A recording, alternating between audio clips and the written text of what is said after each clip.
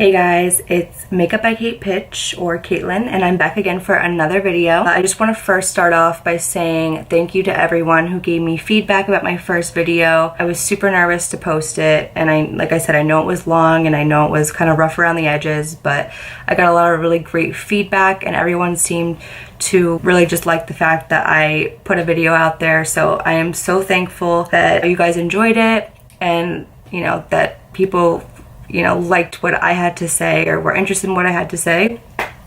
So I hope I can provide more great content for you. And like I said, I promise the videos will get better. This video, I'm going to be doing a much shorter and more focused topic. We're going to be working on the brows. It's just a natural brow look, just like what I do every day. I'm not going to be using any concealer or doing anything too defined or Instagram-y. I could do that in another video. Okay, so fun fact.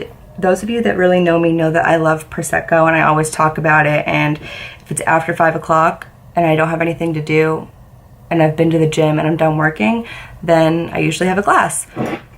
She's right here. So if you see me drinking something in a video, it's probably Prosecco or water, but most likely Prosecco. So if you are over the age of 21, pour a glass of Prosecco while you watch this video.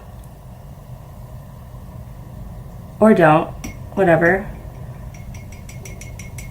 Okay, so yeah, if you want to learn how to fill in your brows, keep watching. And of course, as always, or not as always, this is my second video, let me chill. Please like, comment, subscribe, whatever, I don't know. Let's get started. I am going to be using the Anastasia Beverly Hills Brow Definer in the shade Medium Brown.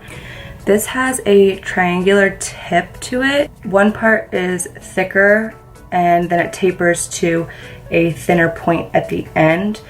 I am accustomed to using the Brow Wiz or the Dip Brow from Anastasia, but recently my friend Becca Anglin, hey Becca, she challenged me to give this product a shot again because I was trying to debate between getting the Brow Wiz or getting this again, and yeah, I just decided to go with this. At Sephora, a lot of clients tell me that they think this is easier, and to some extent I would agree if you don't have a lot of eyebrow hair, because you don't have to spend as much time filling in as you would with the Brow Wiz, because the Brow Wiz is so thin. So I guess that would be one advantage to using this if you have less hair or if you just have less time to fill in your brow. The other upside to this is that you don't go through it as quickly because there's more product. If you have brown hair or anything in that range, you usually want to go a little bit lighter than your natural hair color because you don't want it to look too harsh. If you're blonde or your hair is lighter, you want to go like a shade darker so that the color or the product helps to accentuate your brows. So that's why I'm using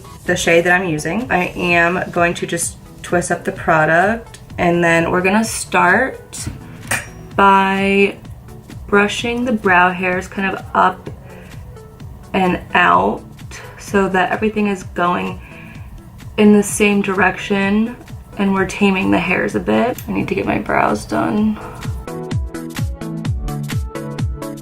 That's what they look like, just brushed. And I'm gonna take the Brow Wiz. I usually go with the skinny part of the pencil facing my nose, and I like to start at the arch because when you get going, you're probably gonna be using more pressure just because you're starting out and the pencil's kind of warming up, so you're gonna be applying more pressure, and the end of the brow should be the darkest anyways. So I like to start there just so I don't have a heavy hand in the front. I like to start at the bottom of the arch and kind of define the shape, and then I go back into the top and define that.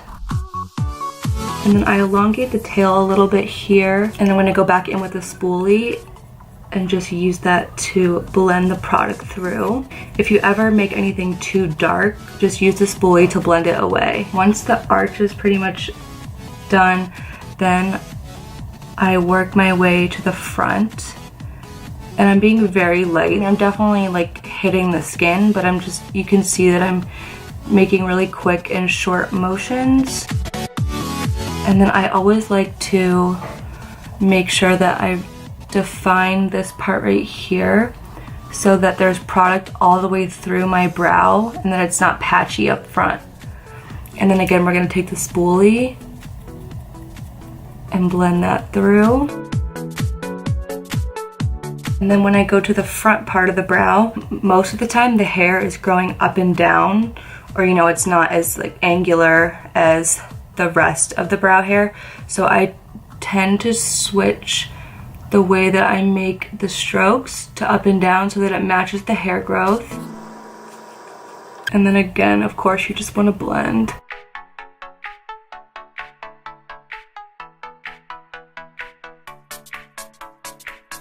Okay, that's pretty good.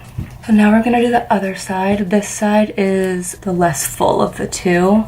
You can see I have a little bald spot here, whereas this side is pretty full. So again, I'm working starting at the arch, and the skinny part of the triangle is closest to my nose. And I am kind of focused on connecting this fuller part and extending that here so that I fill in that gap that I have. And then you can also see that this tail is much shorter than this one. So I always elongate that a bit.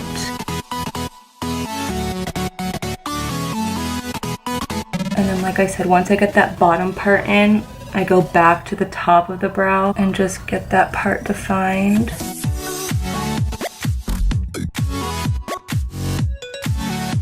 Still needs to be a little bit longer and a little bit fuller.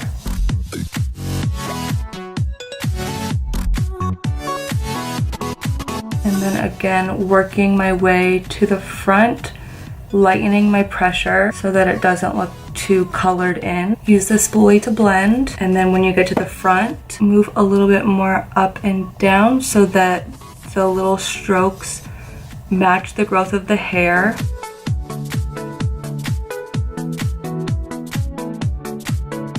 A lot of brows is kind of doing something and then taking a step back, looking at what you have and adjusting. It's kind of trial and error. Okay, pretty decent. I'm not gonna use any concealer today because I just want a more natural brow look. I'll do another video where I show a more dramatic brow and use concealer to kind of like clean up the underneath part and really sharpen everything. So once I'm done filling in the brows, I take the Anastasia clear brow gel and I just start at the front and blend it through, and I put a lot of focus on the end too because those hairs are a bit longer, so they tend to curl more, and they, you know, it can just look like I'm a mess, which is not far from the truth, but gotta pretend you're not.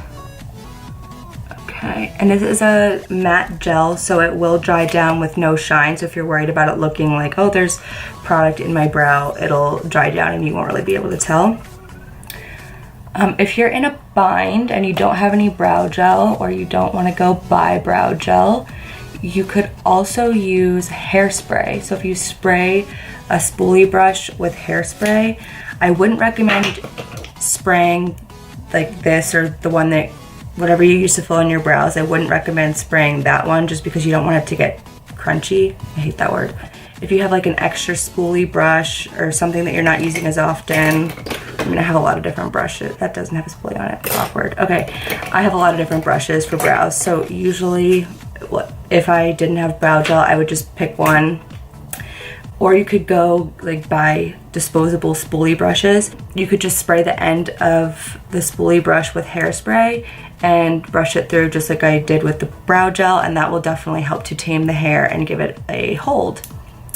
So that's a little fun fact for the day. So I hope you guys enjoyed watching this video. Much shorter and much more specific than my first one, which is how I'm gonna aim to make the rest of the videos, unless, you know, it needs to be longer for whatever reason.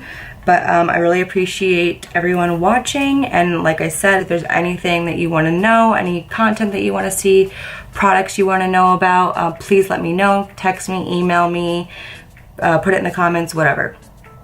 So I will see you guys on my next video.